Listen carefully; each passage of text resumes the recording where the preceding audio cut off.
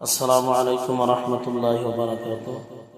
সম্মানিত প্রিয় ভাইসব ও দর্শক মণ্ডলী, আজকে আলোচনা করব সূরাতুল ইখলাস, যেটা আমাদের ভাষা বলা হয় কুল হু আল্লাহর সূরা।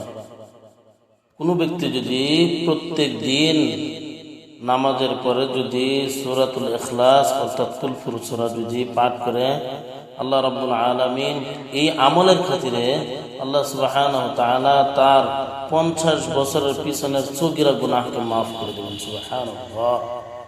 আর কোনো ব্যক্তি যদি এই সূরাতুল ইখলাস যদি 10 বার যদি প্রত্যেক নামাজের পরে 10 বার যদি পাঠ করে, আল্লাহ রাব্বুল আলামিন ওই বান্দার জন্য জান্নাতের মধ্যে একটি ঘর নির্মাণ করবে। সুবহানাল্লাহ।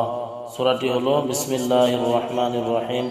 قل هو الله أحد الله الصمد لم يلد ولم يولد ولم يكن له كفوا أحد।